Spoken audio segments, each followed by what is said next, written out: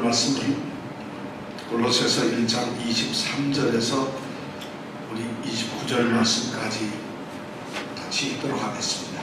제가 23절부터 26절까지 혼자 읽겠습니다. 그 다음에 27절 읽을 때부터 29절까지 우리 함께 읽었으면 좋겠습니다.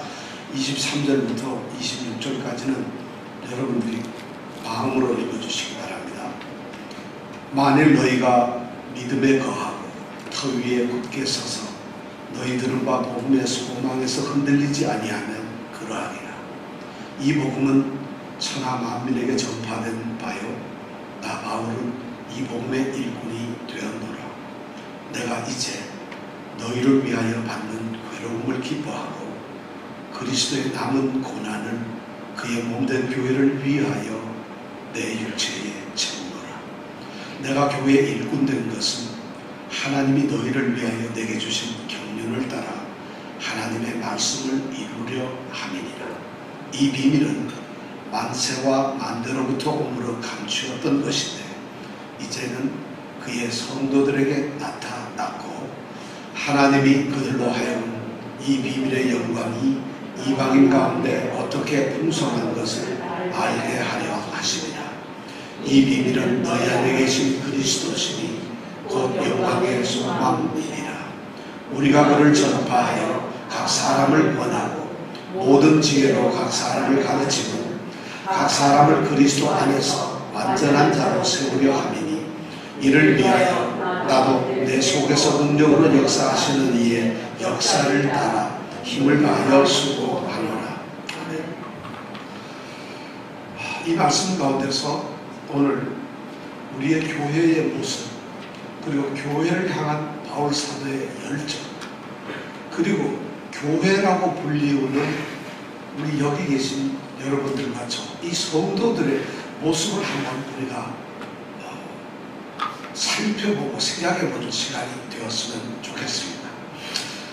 오늘 말씀 가운데서 23절 말씀은 복음이 무엇인가를 우리에게 말해주고 있습니다. 사실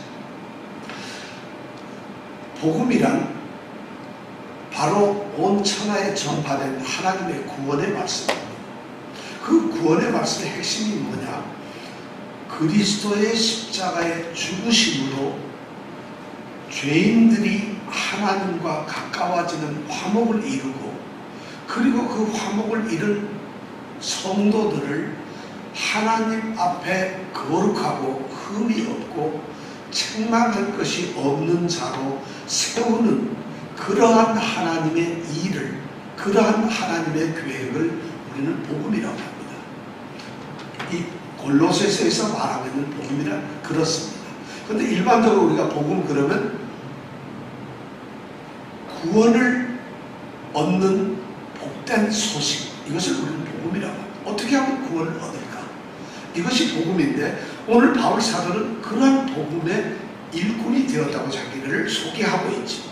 그래서 복음의 일꾼이 된 사람은 마땅히 받아야 할 어떤 고통, 고난이 있다는 것입니다. 그래서 복음을 듣고 하나님 앞에 세워지는 거룩한 성도들을 위해서 그가 받아야 하는 괴로움이 있고 또 그 성도들이 모여있는 그리스도의 몸된 교회를 위해서 그리스도가 겪었던 그 고난을 바울 사도는 자신이 직접 겪는다고 이렇게 내 육체에 채운다고 말을 하고 있습니다. 그러면서 바울 사도는 놀랍게도 25절에서 복음의 일꾼인 자신을 교회의 일꾼이라고 소개를 합니다. 교회를 섬기는 종, 교회를 섬기는 하인이라고 자신을 소개하는 것이죠.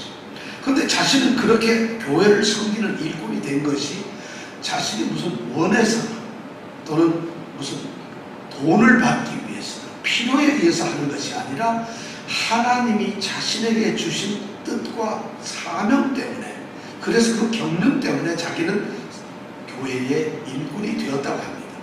왜 교회의 일꾼이 되었습니까? 교회의 일꾼이 된 목적이 뭐냐면 바로 저와 여러분들 우리 성도를 하나님의 말씀으로 채우는 일 때문에 그 일 때문에 그 일을 하기 위해서 교회의 일꾼이 되었다고 우리에게 얘기합니다. 그렇게 교회 일꾼이 되었는데 지금 하나님의 말씀을 채운다고 하는 것이 무엇일까요?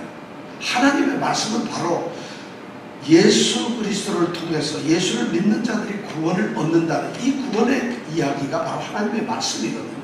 그것을 하나도 남김없이 온 땅에 전파하는 것이 바로 교회 일꾼의 사명이에요.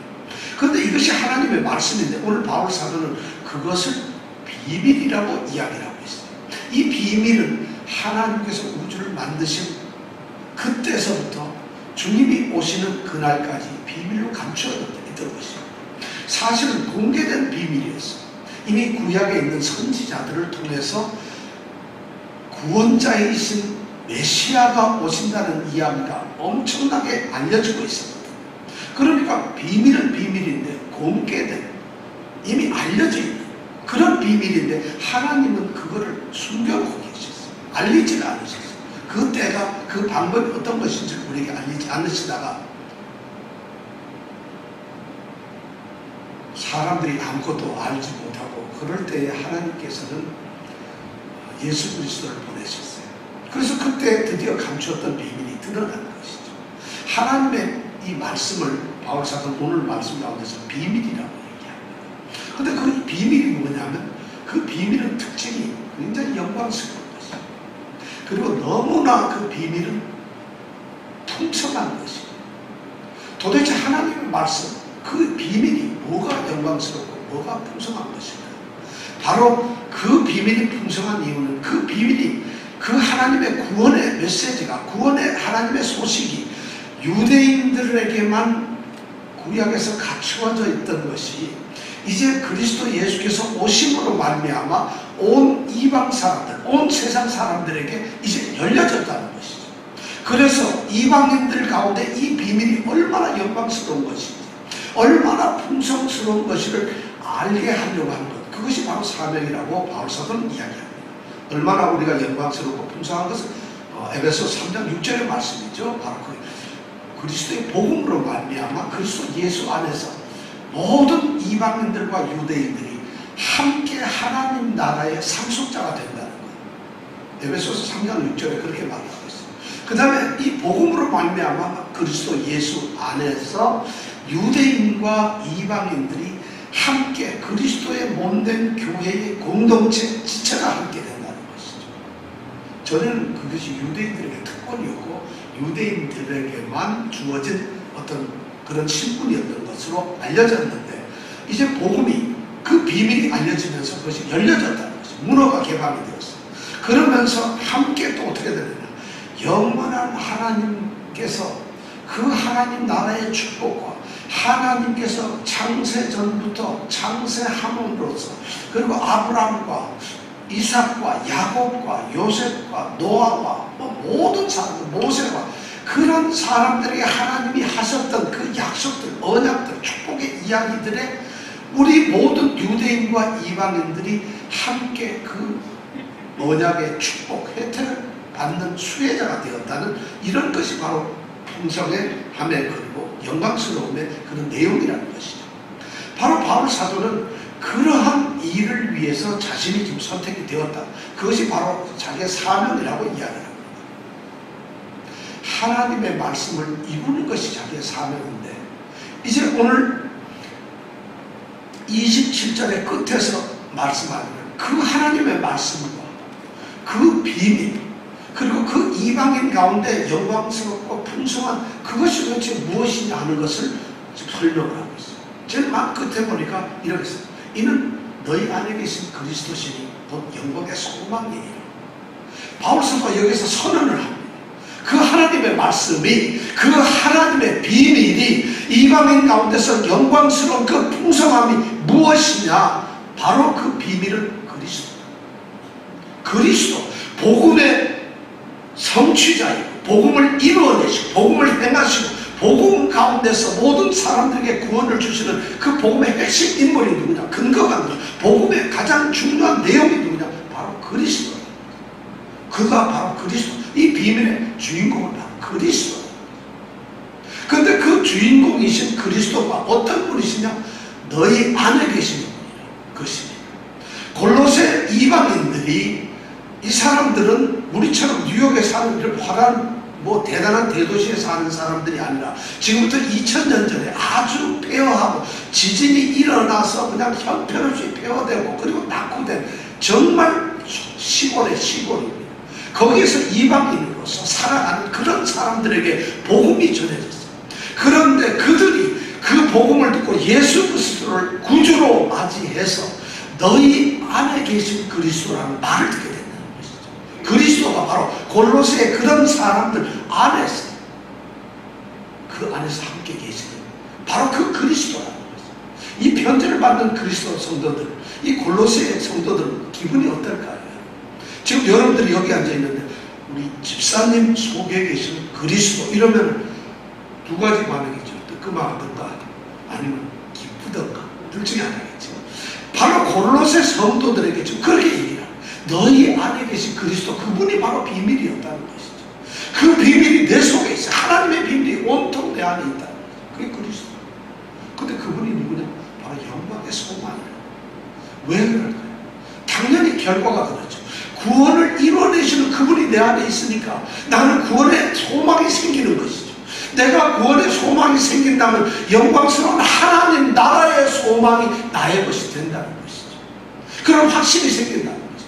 그리스도는 바로 그런 영광의 소망을 우리에게 주는 바로 소망 자체라는 거죠.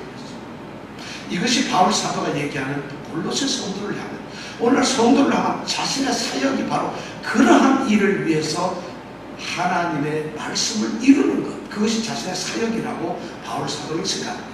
바울의 머릿속에는, 가슴 속에는 하나님의 말씀으로 들끓고 있습니다. 그것이 그에게는 영원한 소망이었어요. 그러면 그러한 열정과 그러한 소명을 가지고 있고 그러한 사명의식을 가지고 있는 이 바울 사도가 그 그리스도에 대해서 교회를 향해서 어떻게 해야 하는 것인가, 무엇을 해야 하는가, 이것이 바로 오늘 28절과 29절에 나와 있는 말씀입니다. 자신이 교회의 일꾼이 되었습니다. 교회의 일꾼이 되어서 그가 가졌던 첫 번째 품었던 그에게 주어진 하나님의 경륜이 뭐냐? 하나님의 말씀을 이루는 것이었어요. 그런데 하나님의 말씀을 이룬다는 것은 구체적으로 어떻게 이루는 것인가? 무슨 일을 함으로써 교회를 향해서 하나님의 말씀을 이루어야 할까요? 그 말씀이 바로 28절, 29절에 있는 말씀이 바로 바울 사도가 해야 될 사명입니다. 복음의 사역입니다. 28절 우리가 다 같이 한번 읽어볼까요? 시작. 그 전파하여 각 사람을 권하고 모든 지혜로 각 사람을 가르치면 각 사람을 그리스도 안에서 완전한 자로 세우려 함이니. 지금 바울이 말하고 있는 하나님의 말씀을 이루려 하는 그 사역은 바울은 아주 철저하고 구체적으로 우리에게 이야기를 해주고 있습니다. 그 첫 번째가 뭐냐면 우리가 그를 전파한다는 것입니다. 그가 누굴까요? 너희 안에 계신 그리스도, 영광의 소망인 그리스도입니다. 바로 그리스도를 전파하는 것이, 그것이 바울 사역의 가장 중요한 핵심적인 일이었어요. 하나님의 말씀을 이루는 첫 번째 일, 아니 모든 그 일의 완전함이 뭐냐? 그리스도를 전파하는 것. 그리스도를 전파하는 것, 그리스도만 전파하는 것, 오직 그리스도를 전파하는 것, 이것이 바로 바울이 하는 사역의 절정이고 모든 것입니다. 중요한 건, 왜냐하면 그리스도 그분이 비밀이에요. 그리스도 그분이 바로 하나님의 말씀이에요. 그분이 바로 이방인 가운데서 영광의 풍성을 주시는 분이에요. 그분이 영광의 소망을 가져다 주시는 분이기 때문에 교회를 향해서 교회의 일꾼된 바울 사도가 할 수 있는 것은 그리스도를 전파하는 것밖에 없어요. 전부 다 아니에요. 교회는 그리스도를 전파해야 되는 것이죠. 그것이 바울 사도가 오늘 사명자로서 교회 일꾼으로서 자신이 해야 될 첫 번째 일이다. 전부가 뭐냐? 그리스도를 전파한다는 거죠. 너무도 당연하고 너무도 기본적인 이야기. 이것이 그것 때문에, 그리스도 때문에 교회가 생겼죠. 그 교회 자체가 그리스도의 몸인 거예요. 그러니까 당연히 교회 안에서 그리스도가 선포되어야 됩니다. 바울 사도가 바로 그래서 그 일 때문에 교회 일꾼이 되었다고 본인은 지금 이야기를 하고 있습니다. 그런데 오늘날 보면은, 우리 교회들을 보면 어떤가요? 그리스도는 교회의 목적이며 교회의 내용이며 교회 자체가 아니라 교회의 수단이 되고 있어요. 교회에 이용 가치가 있는 그런 어떤 존재로서 예수 그리스도를 이용합니다. 그래서 교회가 그리스도는 마치 어떤 장식품이나 그리스도를 선포하는 것보다는 그리스도를 통해서 나타나는 어떤 결과물들, 그리스도에 의해서 어떻게 생길 것 같은 그런 것들을 교회가 선포하고 이야기를 한다는 것이죠. 그래서 어떤 분들은 그리스도가 없는 교회가 되었다 이야기를 합니다. 복음을 부끄러워하는 교회라고 존 메가더 목사님은 그렇게 얘기했어요. 오늘날 교회는 복음을 부끄러워합니다. 호돈 목사님은 그리스도가 없는 교회라고 이야기하고 있어요. 저는 오늘 꼭 말하면 그렇게까지 말하기는 좀 두렵고, 우리는 그리스도를 패싱하는 사람들, 교회 안에서 그리스도를 패싱하고 있어요. 그리스도 자체가 우리가 교회 안에서 그냥 너무 가볍게 생각합니다. 그런데 바울 사도는 바로 그런 것 때문에 그 골로새 성도들에게 얘기하기를, 나는 있잖아요, 여러분들에게 그리스도를 전파하는 사람이에요, 이렇게 얘기해요. 교회에 자신이 지금 교회 일꾼이 되었다고 했어요. 빌립보서 그가 4장 에베소서 4장에 보면은 4장 11절인가에 보면 하나님께서 각 사람에게 그리스도의 선물의 분량대로 은혜를 주셨다 했는데, 그래서 어떤 선물을 주셨는가 봤더니 어떤 사람은 사도, 어떤 사람은 선지자, 어떤 사람은 복음을 전하는 자, 또 어떤 사람은 목사, 교사, 이렇게 사명을 주셨다. 지금 바울 사도는 자신이 교회의 목사이며 교사라는 그런 사명을 가지고 있어요. 그러니까 목사와 교사로서 자신이 할 수 있는 것은 그리스도를 선포하는 거죠. 전하는 것이. 이것이 자기의 사명의 전부 다예요. 그럼 어떻게 전파할 것이냐? 그 뒤에 아주 중요한 얘기를 하고 있어요. 우리가 그를 전파해요. 각 사람을 권한다. 각 사람을 권한다. 권한다는 게 뭘까요? 권한다는 것은 경고를 보낸다는 거예요. 경계를 해서 모든 사람들을 경고를 한다는 것이에요. 너희들은 죽을 운명들이다. 예수 그리스도가 구원자이시다. 예수 구원자가 아니면 구원을 얻지 못한다. 예수 그리스도만이 유일한 생명이다. 이것을 선포해서 그것을 받아들인 사람이 그렇게 살도록 하는 것이죠. 그런데 예수를 믿는 사람들, 예수를 받아들인 성도들이 딴짓을 합니다. 바로 우리들, 저의 모습이었어요. 저는 이 성경을 읽고 이 설교를 준비하면서 우리 성도님 한 분 한 분을 생각하면서 또 저를 생각하면서 이 말씀을 생각했어요. 우리는 때에 따라서는 시험을 받아서 가야 할 길을 잃어버리는 경우가 있어요. 잃어버릴 그런 수가 있어요. 때로는 복음의 진리가 무엇인지 알지 못하고 방황하는 때가 있습니다. 또는 우리가 예수를 믿는다고 하지만 믿음에서 낙오가 되는 그런 유혹을 받거나 흔들릴 때가 있다는 것이죠. 바로 예수 그리스도를 선포하는 이유가 뭐냐, 그 선포하는 방법이 뭐냐, 그런 사람들을 경계하는 거예요. 그래서 복음이 선포되어야 되는 것이고, 그래서 그들로 하여금 세워야 하는 것이죠. 돌아보게 해야 돼요. 회복해야 돼요. 에베소서 4장 14절에는 이렇게 얘기를 하고 있어요. 이제부터는 어린아이가 되지 않도록 해야 된다는 것입니다. 아직도 신앙생활 하는데 성도들이 장로, 안수집사, 무슨 권사 이런데 애들 같아요. 어린아이 같지 않아요. 그러면서 에베소서 4장 14절에 보면 이제는 어린아이 같지 않아요. 사람의 괴술과 간사한 유혹에 빠지지 않도록 해야 돼요. 사람이 유혹을 하고 하면은 따라가 버려요. 친구가, 아니면 세상 사람, 세상에 어떤 누군가, 뭐 이런 것들이 하면 그런 유혹, 그들의 속임수, 그들한테 빠져버려요. 그 다음에 뭐라 하면 모든 교훈의 풍조에 밀린다는 거예요. 세상의 어떤 가치관, 세상의 어떤 중요한 것들, 세상의 일들, 그런 것 때문에 사람들이 흔들려가요. 그래서 요동치 않게 하기 위해서 바로 말씀을 전합니다. 그리스도가 선포되는 이유는 바로 권한다는 거죠. 첫 번째는 그리스도를 선포해야 돼, 전해야 되지만 그 전함에 있어서 가장 중요한 것은 경계를 하는 거죠. 그래서 그들 마음속에 다시 돌아올 수 있도록 초대 교회가 사도행전 우리가 2장, 3장에서 보면 교회가 세워지게 된, 교회가 폭발적으로 성도들이 세워지게 된 가장 큰 이유는 뭐냐? 그들의 마음속에 찔림이 있었다는 거죠. 저희가 찔려서 우리가 어찌 하면 좋겠느냐 사도들아 하고 이야기를 합니다. 왜 그런 말을 하느냐면 베드로가 일어서서 선포한 것이 예수 그리스도입니다. 예수 그리스도가 주가 되고 그분이 우리의 왕이시다. 그분이 십자가에 죽으셨다. 바로 너희들이 죽인 그 그리스도가 십자가에 죽으신 그분이 하나님께서 우리 이스라엘의 주로 만드셨다. 그래서 그런 것을 선포하니까, 예수를 선포하니까 그들이 바로 찔림을 받고 회개할 수 있습니다. 오늘날 중요한 것은 바로 이 그리스도를 선포하는 거죠. 그래서 그리스도를 통해서 우리가 끊임없이 깨달음과 회개와 경계를 받아야 돼요. 그래서 바울 사도는 자신이 교회 일구로서 교인들, 성도들을 끊임없이 이렇게 권한다고 이야기합니다.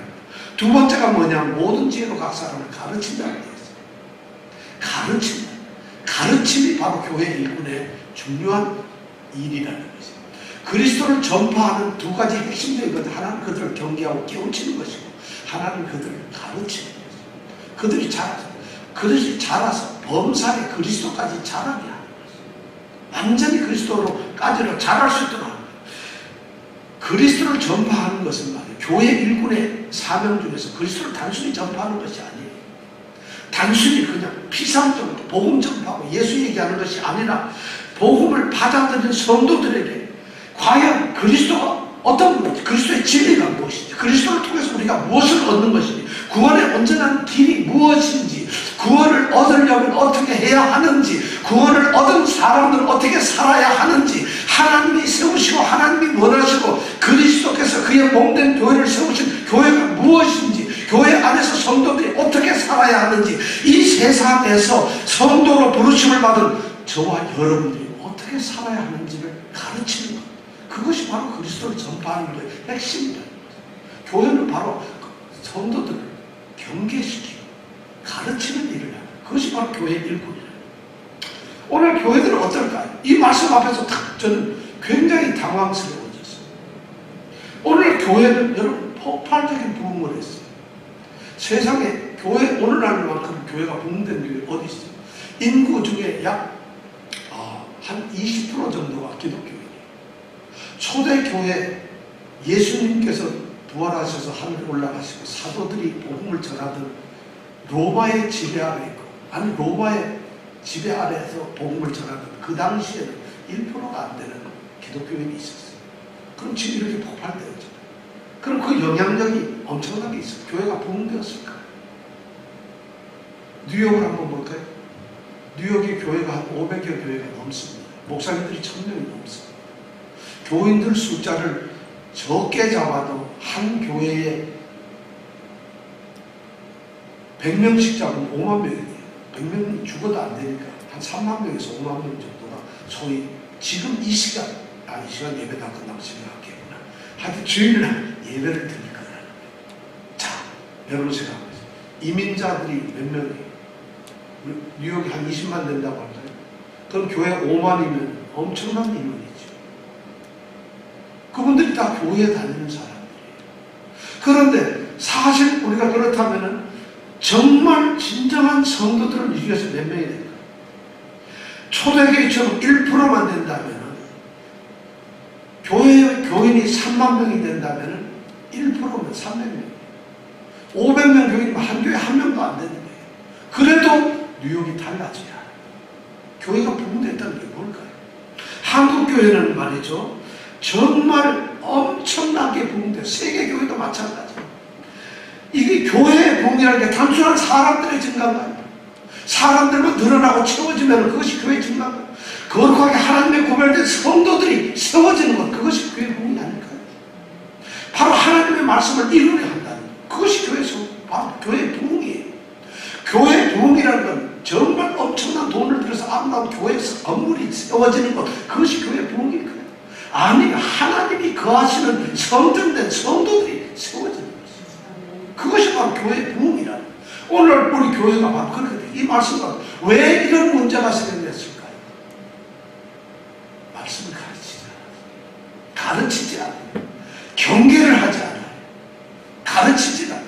경계하고 가르쳐도 졸고 딴짓을 하는데 누구 잘못이죠? 저는 오늘 이 말씀을 보면서 교회를 이끌어가는 교회 지도자, 목사와 교사들에게 저를 향해서 그렇게 말씀합니다. 과연 하나님의 말씀 중심으로 우리가 사는가? 말씀을 중심으로 한 교회가 되고 있는가?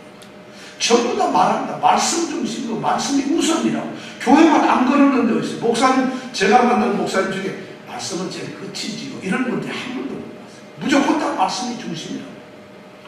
주일마다 시간마다 성경을 읽고 설교를 합니다. 그것이 말씀의 중심일까요? 성경 안 읽는 교회가 어디 있어요? 성경 읽고 설교 안 하는 교회가 어디 있어요? 그럼 말씀의 중심인가요? 그런데 성경을 읽고 복음이 전해지지 않아요.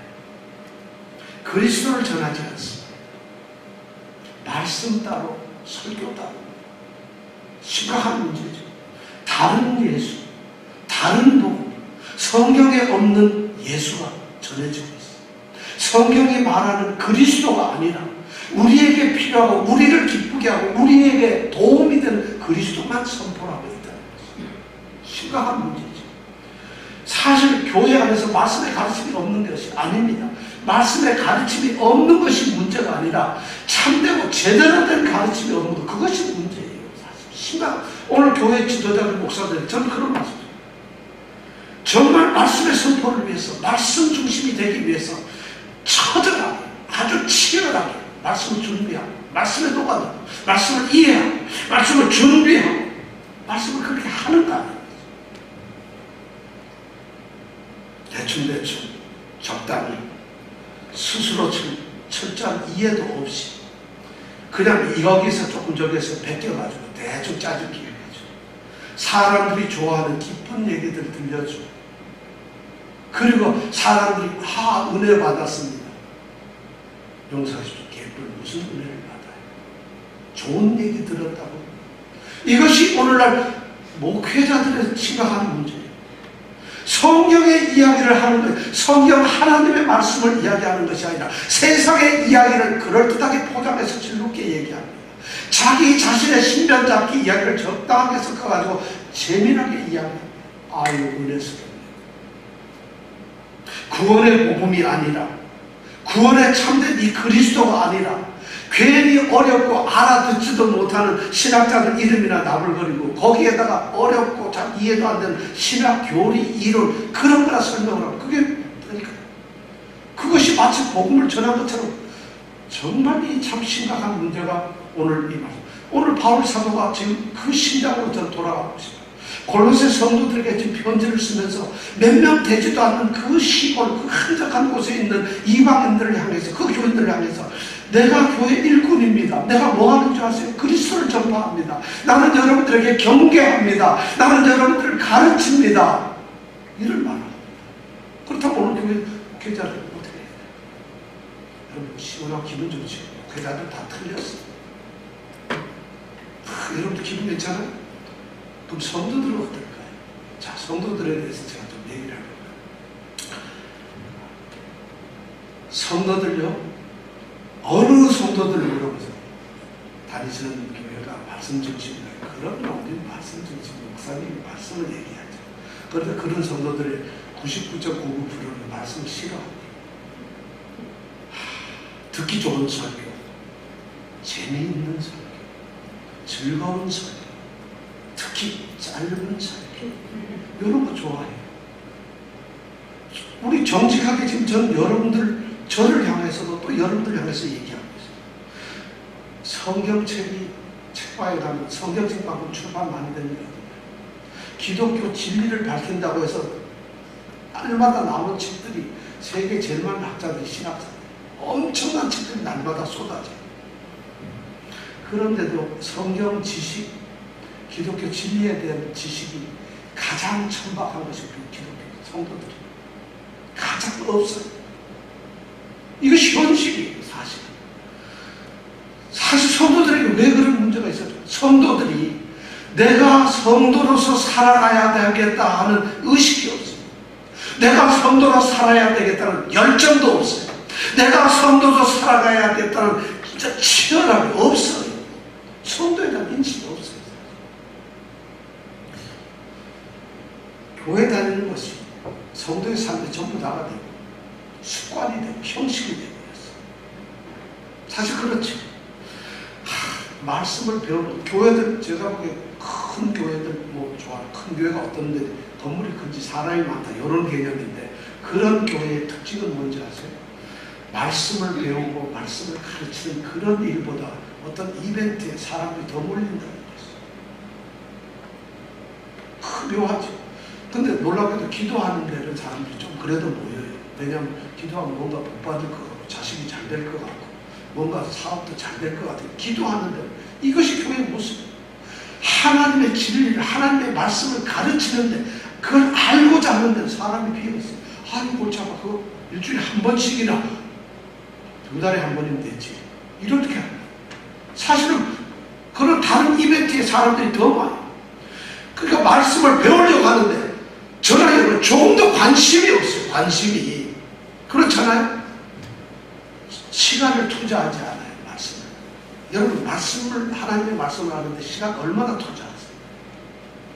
흔히 시간이 없어서요.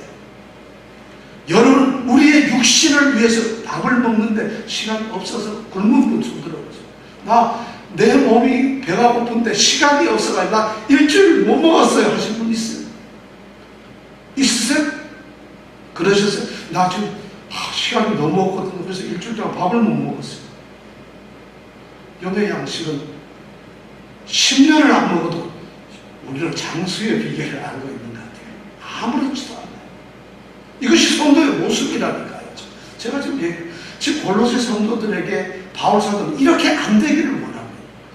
이렇게 될까봐 걱정을 하고, 그래서 바울 사도가 지금 나는 너희들 각 사람을 권하고 각 사람을 가르친다고 얘기를 하고 있어요.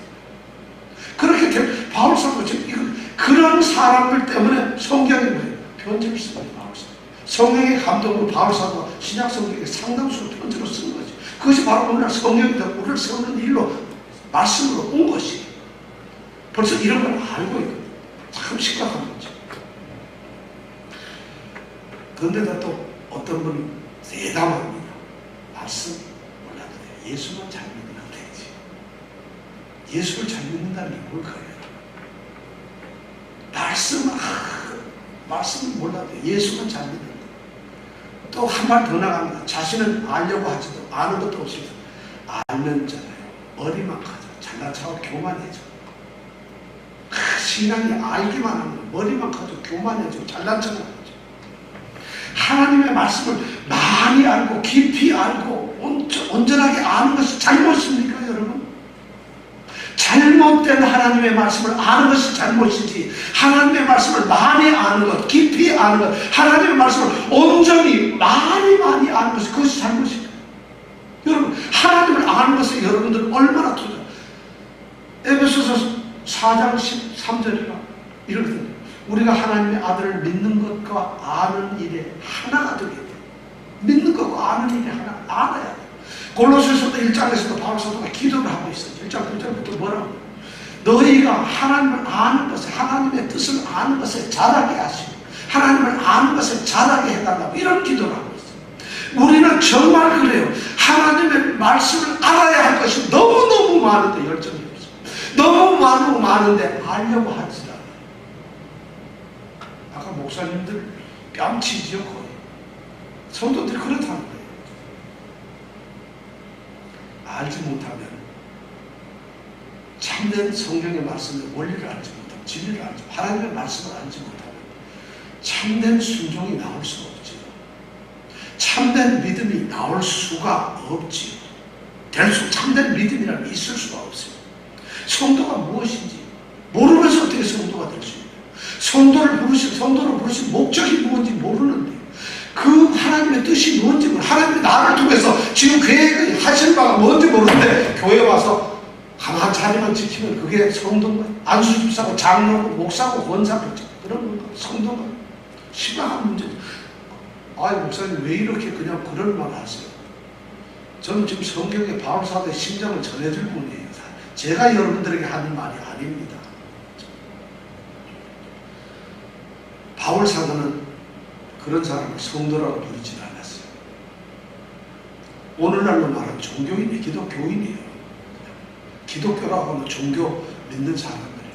기독교를 믿는 사람들은 기독교의 원리를 알지 못해도 돼요. 미국 시민이라고 미국법 다 알아도 되나요? 몰라도 살 수 있잖아요.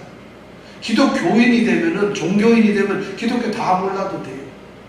그러나 성도가 되면 하나님의 뜻을 다 알아야 돼요. 뭐든지 우리 알아야 돼요. 그래야만 그게 구별된 사람이에요. 의사가 되려면 책 보고 수술할 수는 없어요. 판사가 되려면 법정을 펴놓고 찾아가면서 판결을 내릴 수는 없어요. 왜 우리는 그렇게 사는지 모르겠어요. 정말 성도 참 재미난 건 또 이런 것도 있어요. 우리 성도님들에게 실례입니다만 교회가 목사님을 청빙해. 그런 거 우리 하잖아요. 교회가 그만두면. 그럼 누가 누구를 청빙하는 걸까요? 누가 누구를 청빙해요? 자, 목사님을 청빙한다는 건 목사와 교사를 청빙하는 거예요. 교사를 청빙하는 거예요. 우리에게 하나님의 말씀을 가르쳐줄 사람을 청빙하는 것이지, 능력에 손을 펴가지고 이마에다 손을 얹고 복받아라 이런 사람을 우리가 청빙하는 게 아니라는 겁니다. 교회를 행정하고 관리하고 유지하는 사람을 우리가 청빙하는 것이 아니라, 성경 말씀대로 하면 바울 사도처럼 교회 일꾼을 청빙하는 거죠. 교회 일꾼을 청빙이라는 게 뭐예요? 하나님의 말씀을 가르치는 목사와 교사를 찾는 거 아니겠어요? 그런데 하나님의 말씀을 모르는 장로, 권사, 집사, 청년들이 모여가지고 목사를 청빙해요. 하나님의 말씀이 뭔지도 모르고 성경 66권이 무엇인지도 모르는 사람들이 앉아가지고 자신들을 가르쳐야 할 교사를 청빙을 하고 있다는 것이에요. 말이 되겠습니까, 여러분? 그러니까 무슨 얘기가 나오는 거예요? 특히 말 잘하는가? 설교 2번 들어보면 말 잘하는가? 재미있는가? 학식이 좋은가? 학벌 괜찮아? 집안이 목사 집안이었어? 아니 어느 큰 교회 부목사가 있었어? 아니 어느 목사님이 추천했어? 박사야? 이런 것이 평가의 대상이 되고 있어요. 사실 청빙이란 그렇죠. 전 너무 안타까워요. 아무것도 모르는 사람이 자기를 가르칠 사람을 청빙을 하고. 더 웃기는 것은 그렇게 청빙이 되는 교사는 정말 진정한 교회 일꾼으로서 가야 되잖아요. 교회를 생활 수단으로 여기죠. 그 교회 큰가? 그 사람이 얼마죠? 교회 수단, 자신의 야욕을 채우려는 수단, 자신의 명예를 채우려고 하는 수단, 이것이 교회 청년, 교회 일꾼들의 모습이에요. 지금 교회들이 그런 모습이에요. 그럼 어떻게 할 수 없잖아요. 사람들이 다 서로 알 수가 없는데 어디서부터 잘못되었어요? 바로 그것은 뭐냐면 처음서부터 그리스도를 전파하고 그리스도를 통해서 권하고 가르치는 그 일이 없었다는 것이죠. 바울 사도는 그런 일을 하는 자신이 뭐라고 얘기를 하고 있어요? 오늘 말씀에 보면 모든 지혜로 각 사람을 가르친다. 그렇게 얘기합니다. 각 사람을 가르치기 위해서 처절하게 자신의 모든 지혜를 짜냅니다. 가장 완전한 것을, 가장 온전한, 가장 좋은 것을, 가장 필요한 것으로 그런 것을 말씀을 전해야 돼요. 그렇게 하면 그렇게 할 수가 있을까요? 그렇게 하는 분들이 몇 번이나 돼요. 저도 막 양심의 가책을 느낍니다. 어떻게 하나님의 말씀을 정말 혹시 내가 무지하겠다, 나의 깨달음이 적어서, 내가 준비가 어리숙해서, 또는 내가 잘 이해를 못해서 잘못 전하는 것은 아닐까, 저 굉장히 두려워요. 모든 지혜로 하라고 돼요. 그 다음에 또 중요한 건 뭐예요? 여기 보면 놀라운 게 각 사람이라는 말이 나와요. 28절하고 28절에 보면 각 사람이라는 말이 3번이나 나와요.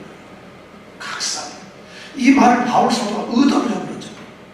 왜냐하면 각 사람을 권하는, 모든 사람을 권한다는, 이런 모든 사람 하면 집합적으로 그냥 공개적으로 얘기한다는 거지만, 각 사람이라면 한 사람 한 사람을 구별해서 얘기해요. 이걸 단수로 쓰고 있어요. 각 사람을 경계하고 있어요. 각 사람을 가르치고 있어요. 각 사람을. 그러니까 이 배우고 경계가 되는 것은 교회가 전체적으로 하는 것이 아니라 한 사람 한 사람이 깨달아요. 한 사람 한 사람이 배워야 한다는 것이에요. 이 말은 뭐냐면 이 배움과 가르침과 깨달음에는 차별이 있어서는 안 된다는 거예요. 어떤 특정한 사람에게 어떤 예외를 주거나 이런 것이 있어서는 안 된다. 교회의 지도자에게만 말씀이 가르쳐지는 것이 아니라는 것이죠. 교회의 어떤 직분자에게만 가르쳐지는 게 아니라는 것이죠. 아니, 직분자이기 때문에 더 배워야 한다는 것이죠. 안수집사님들, 장로님들, 권사님 때문에 더 배워. 나는 몰라도 됩니다. 지금 골로새에 있는 성도들, 우리보다 공부 더 못한 사람들이에요. 세상 경험 못한 그 사람들, 카톡이 뭔지 몰라요. 컴퓨터가 뭔지도 모르는 그런 사람들이에요. 그 사람들 우리보다 훨씬 더 낙후되고 열악한 환경에서 오직 그리스도만, 왜냐면 그들이 알아야 되는 그리스도였기 때문에. 그들은 그리스도 말씀만, 그리스도만 알아야 되는 거였는데, 우리는 이 많은 정보의 홍수 속에서 그리스도 아는 것을 제일 나중에 배웁니다. 그러면서 우리가 성도하고, 그리고 하면서 우리가 교회 다니고, 교회에 있는 사람이 없어요. 바울 사도가 이렇게 이야기하는 이유는 뭔지 아세요? 바울의 이 가르치고 경계하고 그리스도를 전파하는 목적이 뭔지 아세요? 목적이 제일 끝에 보면, 28절 끝에 보면 나와 있어요. 각 사람을 그리스도 안에서 완전한 자로 세우려 하는 거죠. 그것이 바울 사도 교회 일꾼의 목적이에요. 교회 건물 세우고 우리 교회당 요번에 크게 옮겼습니다. 우리 요번에 큰 부흥 집회합니다. 이게 아니에요. 각 사람 한 사람 한 사람의 성도들을 그리스도 예수 안에서 완전한 자로 세우는, 온전한 성도로 세우는 것, 이것이 바울의 목적이에요. 이것이 오늘날 교회 일꾼의 목적이고, 이것이 바로 교회의 목적입니다. 이것이 바울의 소명입니다. 이것이 사명입니다. 완전한 자로 세워진다는 것, 이거 100% 불가능합니다. 1도 가능성이 없어요. 어떻게 완전한 자로 세워요? 여기서 완전한 자는 무슨 말이에요? 성도답게 성숙하게 세운다는 거죠. 저는 참 이런 말씀을 드리기가 너무 해요. 물론 바울 사도가 성도로서 그리스도 예수 안에서 완전한 자로 세운다는 이 말은 성도로 세운다는 말인데, 이것은 물론 마지막 날에 하나님 앞에서, 이거는 나이 드신 분들에게도 말씀이 해당되지만 우리 젊은 사람들에게도 해당되고, 지혜 있는 자나 어리석은 자나 배운 자나 아닌 자나 가진 자나 없는 자나 모두에게 해당되는 말이에요. 마지막 날에 하나님 앞에 거룩하고 흠이 없고 책망할 것이 없는 자로 세운다, 완전한 자로 세운다고 바울은 그것을 꿈을 가지고 있어요. 그것이 바울의 희망, 소망이었어요. 열정이었어요. 그런데 그렇게 하는 것이 마지막 날만 준비하는 것이 아니라 바로 오늘 현재 성도로 이미 부르심을 받는 사람들이 성도라고 하는 이름을 가지고 살면서 성숙된 성도의 모습을 가지고 살게 하는 것, 그것이 바울의 목적입니다. 그것이 교회를 세우는 것이죠. 저는 우리 교회 성도들이 이렇게 되기를 저도 소망을 하고 열정을 가지고 있어요. 쉽진 않아요. 제가 부족해서 그렇겠죠. 여러분들의 열정은 넘쳐나는데, 여러분들의 말씀에 대한 사모함은 넘쳐나는데, 여러분들은 참된 성도가 되기 위해서 정말 치열하게 나는 성도가 될 거야, 난 성도답게 살 거야, 하나님의 부르심의 소망이 무엇인지 난 알 거야, 그리고 그렇게 난 하나님의 뜻에 합당하게 살 거야, 이런 열정은 있는데 제가 부족한 거죠.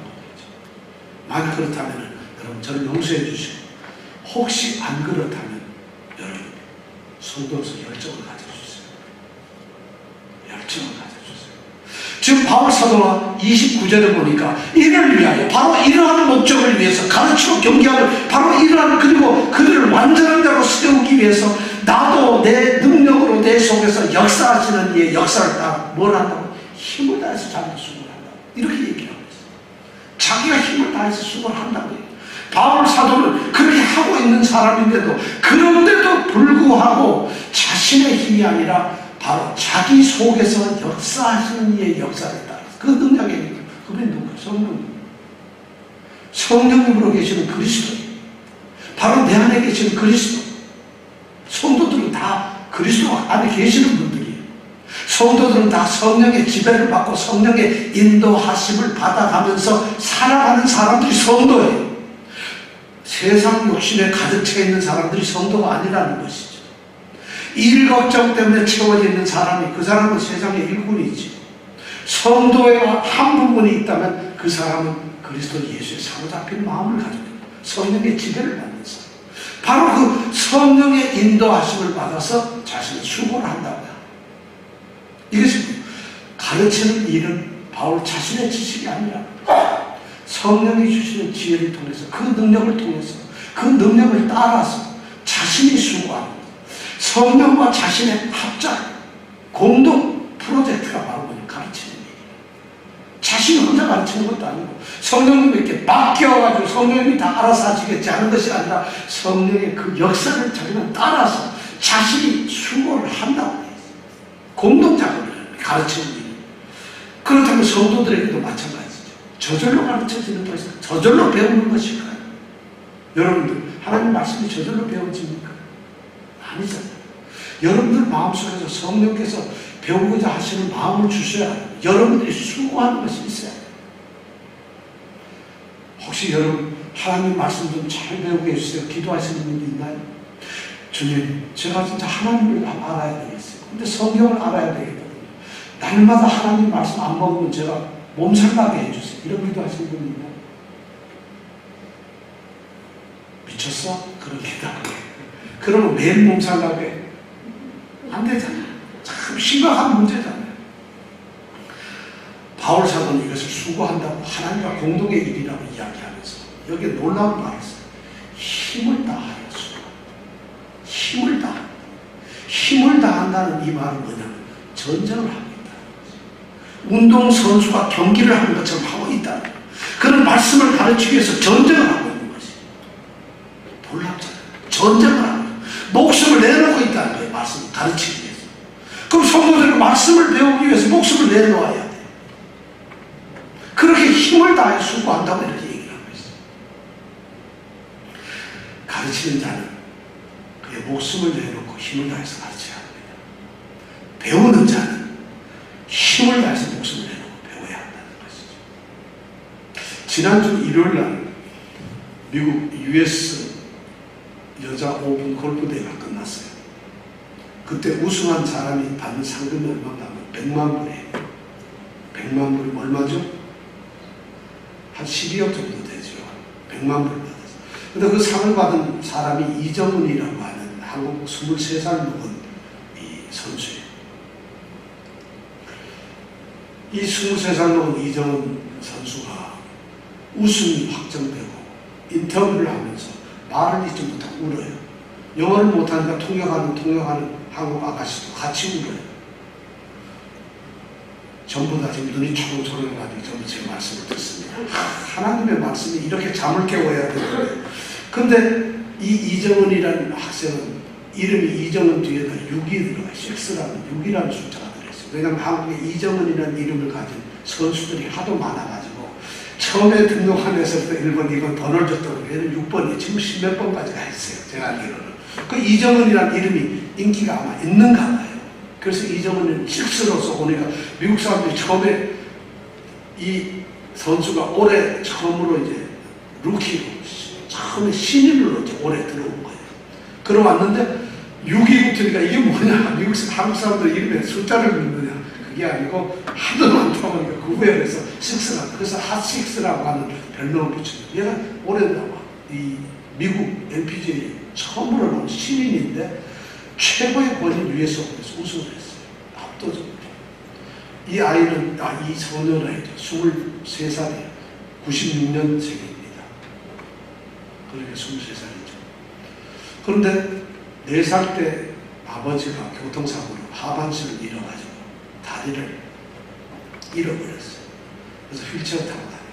근데 딸이 좀 유명해지니까 딸을 좀 골프장에 데리고 다니기 위해서 한국에서 봉고차 하나 사가지고 장애인용으로 개조해가지고 자신이 운전을 하면서 이 딸을 골프장에 데리고 갑니다.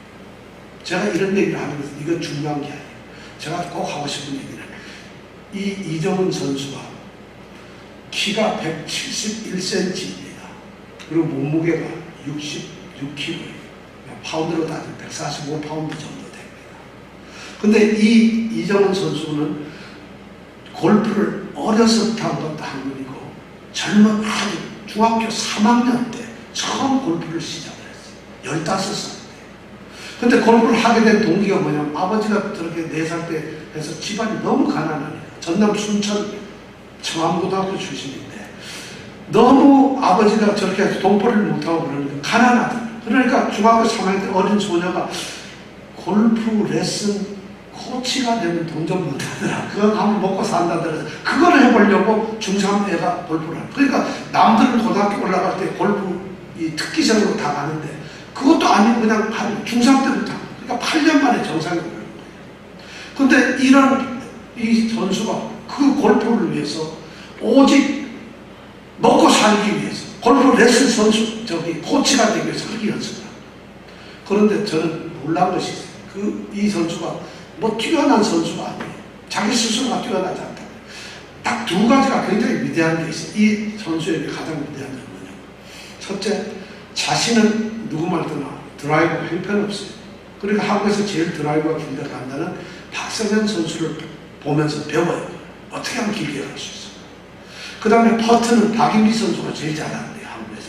그러니까 박인비 선수의 모습을 보면서 퍼트를 계속 내가 그래서 자기 꿈이 뭐냐면 드라이브는 박성현, 퍼트는 박인비. 그것만 가지고 되는 게 아니에요. 자기 멘탈이 약하다. 근데 멘탈이 제일 강한 건 도진영 언니다. 언니라고 항상 많은 언니. 그 언니가 너무 선수로서 강하다. 그래서 그 세 명의 모델을 놓고 그런 선수가 되기 위해서 끊임없이 노력을 합니다.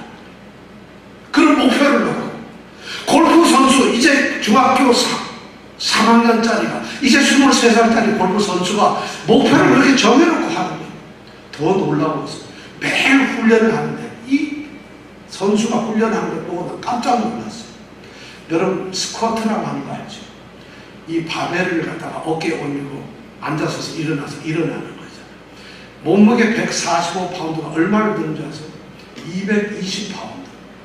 100kg가 되는 걸 이걸 들고 매일 운동을 해요. 미쳤어. 왜 그러냐? 골프에서 가장 중요한 건 체력이고 다리가 튼튼해야 돼서 몸의 중심을 잡아야 돼요. 근데 스쿼트만큼 자신의 중심을 잡아주는 게 없어요. 이 코어를 잡아주는 게 없어요. 그러니까 세상에 100kg, 220파운드 그게 사진을 봤는데 저는 내가 그걸 놀라고 그랬어. 220파운드를 들어.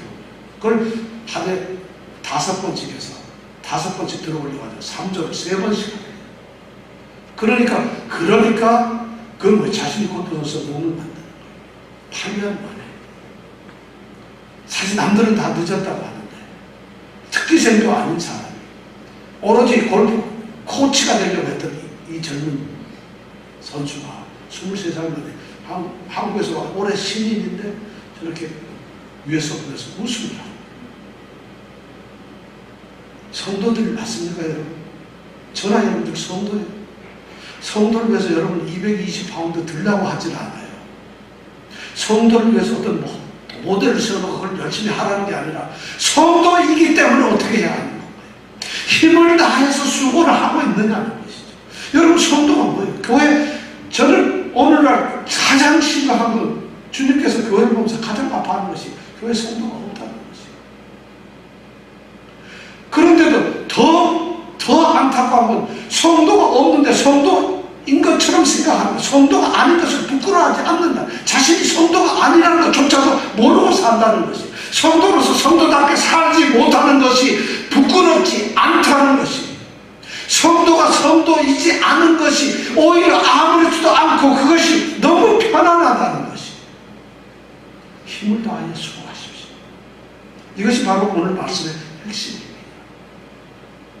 여러분, 하나님의 말씀, 이 진리를 우리가 배우는 것이 이것보다 중요한 게 없어요. 하나님의 말씀을 모르는 교회가 어떻게 있을 수가 있어요? 이제 말씀을 마칩니다. 28절, 29절 우리 다 같이 한 번만 더 읽어보겠습니다. 같이 한번 읽어볼까요? 시작. 우리가 그를 전파하여 각 사람을 권하고 모든 지혜로 각 사람을 가르치면 각 사람을 그리스도 안에서 완전한 자로 세우려 함이니 이를 위하여 나도 내 속에서 능력으로 역사하시는 이의 역사를 따라 힘을 다하여 수고하노라. 유명하지 않지만 탁월한 능력이 있는 것이 아니지만 어떠한 특별한 재능을 타고나지 않았지만 그는 훈련을 합니다. 목표를 갖습니다. 그리고 끊임없이 합니다.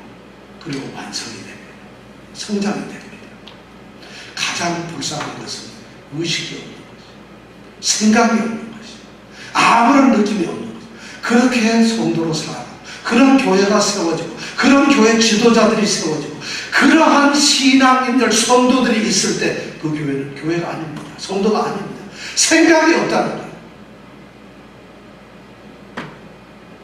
그런 교회를 그리스도 없는 교회라고 합니다. 복음을 부끄러워하지 아니하는 교회라고.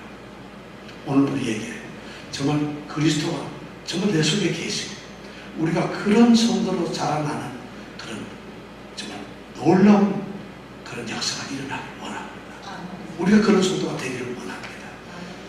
여러분 밥 먹는 시간이 없나요? 성경 읽을 시간은 있어도 밥 먹을 시간이 없어 죽겠어요. 이런 정도가 되시기 바랍니다. 말씀이 사모되는 것 있어도 남친 만날 시간은 없어요. 이런 시간이 여러분들이 있기를 바랍니다. 회사는 늦어도 좋은데 교회는 늦고 말씀을 듣는 거 이건 늦을 수가 없어요. 이런 정도가 되시기를 바랍니다. 이런 정도들이 될 때 하나님께서 이 성경에서 약속하신 그 모든 축복의 약속이 여러분들이 함께 언약에 참여하는 자가 될 줄 믿습니다.